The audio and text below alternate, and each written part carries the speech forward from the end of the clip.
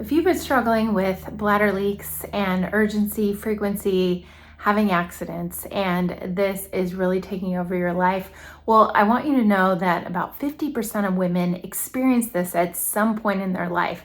And although it's common, it is not normal. Today, we're going to talk about the top 4 things that women commonly do wrong when it comes to bladder health and incontinence.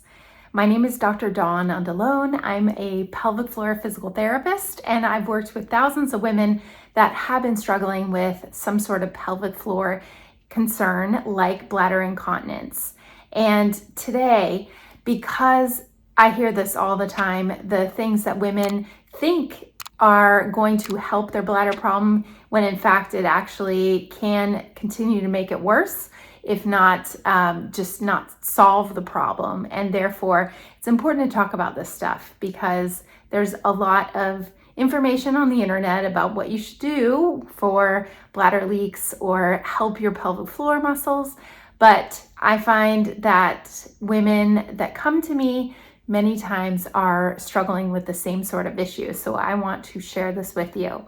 Now, bladder leaks and urge incontinence, stress incontinence, you definitely want to get cleared by your doctor first, seeing a gynecologist, someone that is going to assess you and make sure there's no major red flags of why you're having the bladder problem. That is number 1. And then from there, a lot of times the bladder problem can be caused by the muscles just not acting the right way and being able to either lengthen or strengthen. We don't quite know what the problem is, but if you're addressing these with a pelvic floor therapist, that can be very helpful to find out the root of the problem and therefore come up with the best strategy for you. But I'm going to talk through those 4 top things that women commonly do wrong and misconceptions when it comes to bladder health. So as we get into the first one, the top thing that women say that they think will help their bladder problem and were maybe told by their doctor to do is Kegel exercises. Well, I want to explain on the pelvis what happens actually when you constantly strain and tighten these muscles. So in red is your pelvic floor. This is a pelvic model, so you can see your pelvis, your spine in the back, and your hip joint right here. And with your pelvis, your pelvic floor muscles at the bottom, they're like the bottom part of your core. And the core system, your diaphragm at the top, your deep abdominals in the front, your back muscles that attach to your spine here in the back, and then your pelvic floor muscles at the bottom. And this whole system has to work properly together in order to not have symptoms like bladder leakage. We know that something has gone wrong with this system. And when you're constantly just tightening and doing Kegel exercises and straining and tightening those muscles and keeping them tense, maybe you're doing hundreds a day, maybe you're just doing 10 or so that you were told to do them. Well, not everyone needs Kegel exercises. These muscles could actually be shortened and actually are in that shortened length like a tight muscle. And therefore, when they need to be used and they need to constrict and protect your pelvic organs, they actually have trouble contracting because they're already at their shortened state. So it may be more helpful to work on some lengthening and stretching and breathing exercises. And you can go back to some of my other videos about diaphragmatic breathing and how that can be very helpful for anyone with bladder problems and getting a lot of that urgency, frequency, or even stress incontinence, like leaking when you cough or sneeze, run, or jump. Now, Kegel exercises, that is such a misconception that everyone needs to do them and everyone needs to work on strengthening their pelvic floor.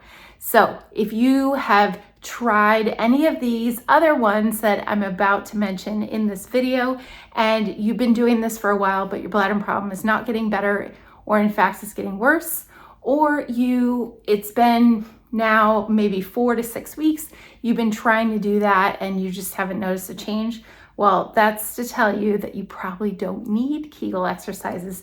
You need to work on lengthening and stretching and some other strategies that a pelvic floor therapist can teach you.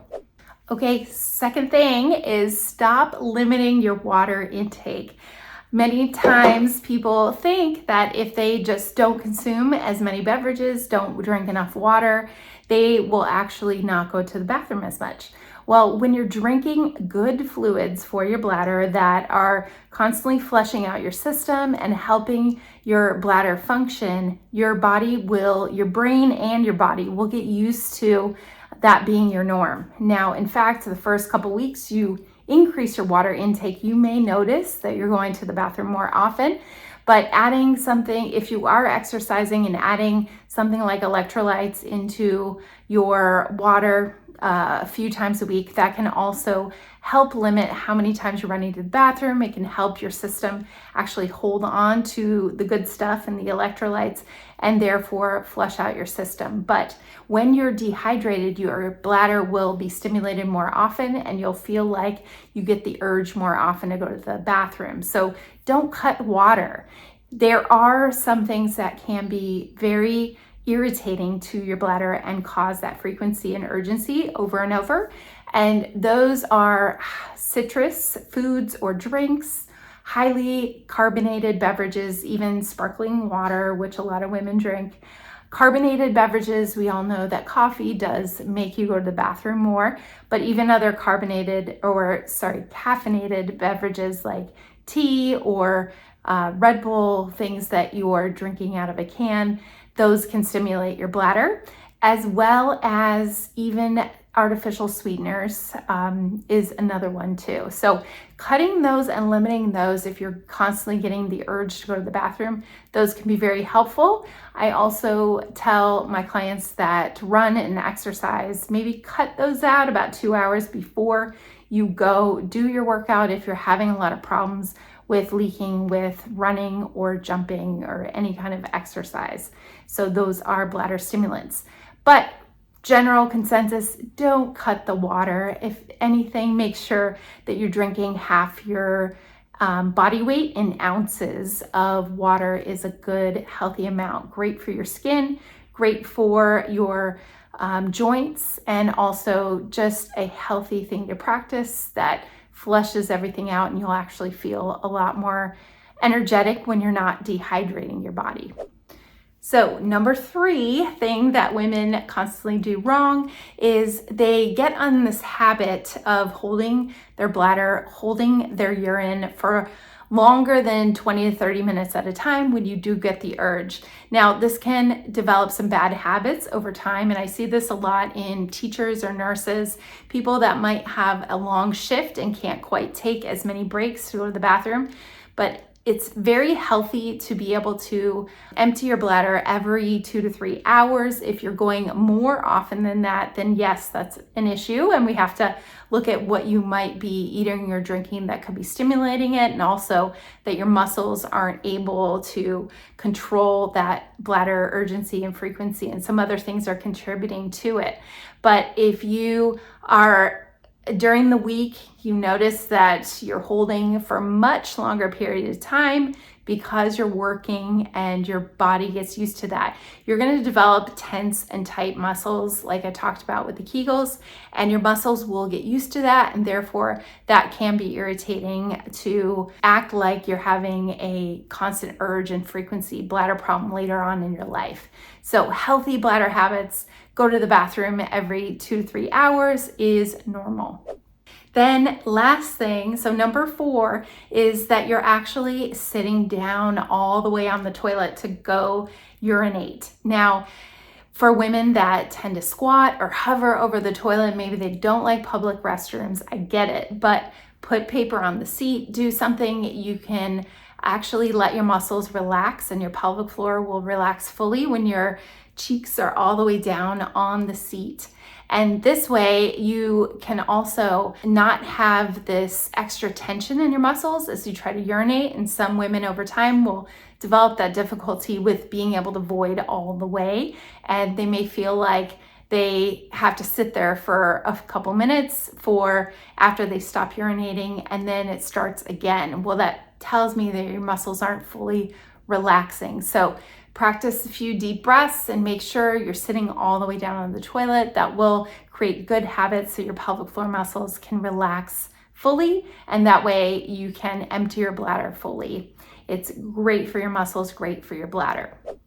So once again, we went over those 4 top things that women commonly do wrong when it comes to bladder health and incontinence, and what you can actually change within your habits that can make this more successful for you. And you can also help start the process of not having as many bladder leaks, urgency, and problems with your bladder.